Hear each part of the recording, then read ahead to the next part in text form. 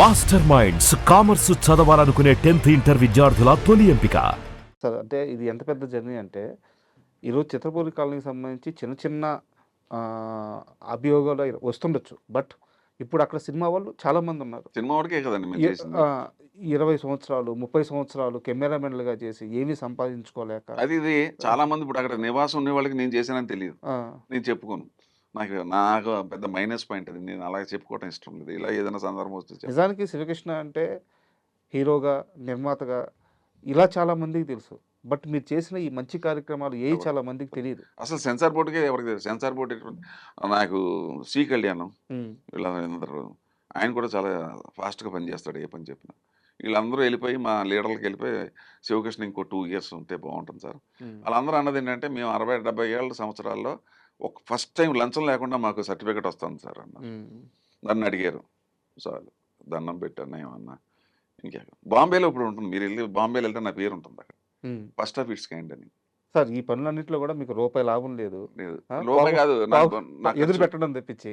అయితే మీరు లాభం పొందే దగ్గర కూడా మీరు తీసుకోలేదు. ఒక ఎగ్జాంపుల్ చెప్తాను. బీజేపీకి వెళ్ళాను, చాలామంది చెప్పారు వద్దన్నారు, బట్ నేను పని చేశాను మీరే అన్నారు. అయితే బీజేపీ మీకు ఎంపీ టికెట్ ఇచ్చిన వాస్తవం కాదా? ఎంపీ బీజేపీ మీకు ఎంపీ టికెట్ ఇచ్చిన మాట వాస్తవం కాదా?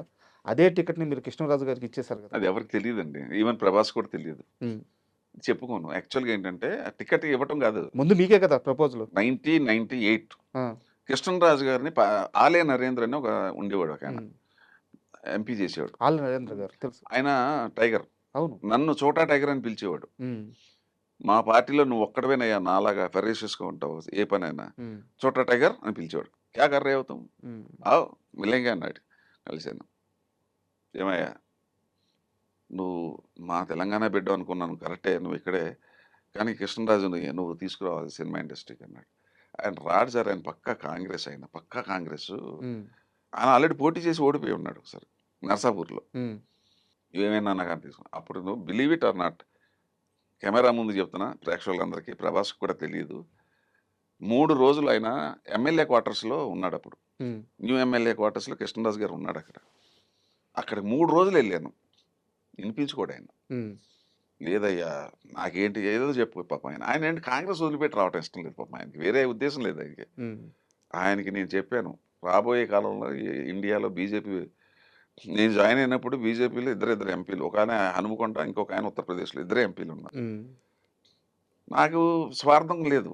నాకు అటువంటిది 2098కి వచ్చేటప్పుడు కొద్దిగా బెటర్ అయింది. అయోధ్యది గొడవ, బాబ్రీ మసీద్ ఇవన్నీ.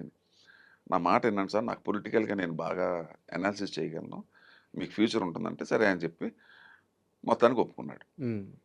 పార్టీకి ఆఫీస్కి తీసుకెళ్ళి పరిచయం చేశాను, ఒప్పించిన ప్రాబ్లం ఏంటంటే ప్రెస్ మీటింగు గుంటూరులో పెడతానంటాడు. ప్రెస్ మీటింగు అద్వానీ గారు వస్తారయ్యా, గుంటూరులో పెడితే ఆ జనాల మధ్యలోంచి వచ్చి అక్కడ జాయిన్ అవుతాను. ఎవడిచ్చాడు సార్ ఈ ఐడియా, మీకు ఎవరిచ్చారన్న? చాలా బ్యాడ్ ఐడియా అండి అది. మీరు ఏం చేయండి, మీరేంటి అలాగే. నేను ఢిల్లీ ఫోన్ చేసి చెప్తాను. ఢిల్లీకి వెళితే ఇక్కడైతే గుంటూరు ప్రజలు తెలుగు ప్రజలే, తమిళోడు, కన్నడ వాడు, హిందీ వాడు మీ గురించి రాయరు. ఢిల్లీలో అనుకోండి మొత్తం నేషనల్ పేపర్స్ అన్నీ కవర్ అవుతాయి. అమ్మ బాగుంది మరి చేయగలుగుతావా అన్నాడు. ఆ నరేంద్రకి చెప్పి ఈ సంగతి చూసుకో అన్నా. ఢిల్లీలో ఇక ఆ పేపర్లో వచ్చినప్పుడు ఎన్ని పేపర్లు, కొన్ని 100 పేపర్లో ఆయన బీజేపీలో జాయిన్ అయినట్టు వస్తే ప్రభాస్ ఫాదర్ని ఈ సందర్భంగా మెచ్చుకోవాలి. నేను ఇక్కడ క్యాంపెయిన్లో ఉన్నాను. అప్పుడు ల్యాండ్ లైన్ 97, 90 మనకి సెల్ ఫోన్ రాలా. మా ఇంటికి పోతే మా ఆవిడ రాగానే 11 గంటలకు వచ్చా. అయ్యి బాబా సూర్యనారాయణ రాజు గారు 11 సార్లు ఫోన్ చేశాడు ఇప్పటికి. మన 11 సార్లు ఫోన్ చేశాడు ఏంటని చూసి టైం చూసి కొట్టా. ఆయన మెలుగు ఉన్నాడు. ఆయన శివకృష్ణ నువ్వంటే ఏంటో ఇప్పుడు తెలిసింది, మా కుటుంబం నీకు రుణపడిపోయి ఉందయ్యా, ఇంతకు మించి నేను చెప్పలేను అన్నాడు. ఈ మాట మాత్రం మహానుభావుడు చచ్చిపోయి అక్కడ ఉంది. ఈ మాట ఆయన నోటంటే అన్నాడు. నువ్వు ఇచ్చిన ఐడియా గొప్ప కాదు, అసలు ఢిల్లీలో తీసుకెళ్ళి మాకు నీ రుణం ఉంచుకోలేము, నీ రుణం తీసుకోలేమయ్యా అన్నాడు. ఇది అయిపోయిన తర్వాత ఎంపీ సీటు ఇక నన్నేమో పార్టీ వాళ్ళు చెప్పింది, ఇన్నేళ్ళ నుంచి ఉన్నావు నువ్వే సీనియర్, ఎక్కడ దగ్గర నుంచి పోటీ చేయి, మీ ఫాదర్ అటు నర్సాపూర్ అంట కదా, అటు సైడ్ అంట కదా, మీకు మంచి వెయిట్ ఉందంట కదా, అక్కడ ఉంది, ఇక్కడ తెలంగాణలో కూడా మేడ్చల్లం అంటే సరే చేద్దాం అనేటప్పటికి కృష్ణరాజు గారు మరి నేను ఎక్కడి నుంచి పోటీ చేయాలన్నాడు. నేను అక్కడ పోటీ చేసి ఓడిపోయిన అక్కడి నుంచే చేస్తాను అన్నాడు. చేయండి అయితే నన్ను. అయితే కానీ కృష్ణరాజు గారు కూడా చాలా గొప్పోడు.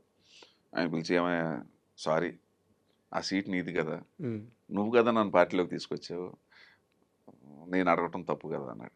మీరే చేస్తే కరెక్ట్ అండి. మీ మీద ఆల్రెడీ సింపతి ఉంది. ఉమ్. మీరు ఇక్కడ ఆయన అక్కడ పుట్టి పెరిగాడు. నేను అక్కడ పుట్టాం కానీ నేను పెరగలేదు అక్కడ. హైదరాబాద్లో పెరిగారు.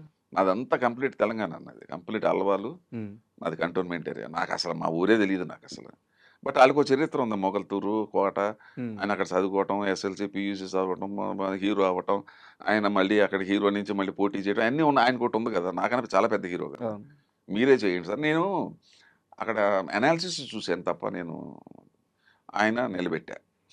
ఆయన లేకపోతే నేను పోటీ చేయాలి. మీరు అన్నది కరెక్టే. ఉమ్.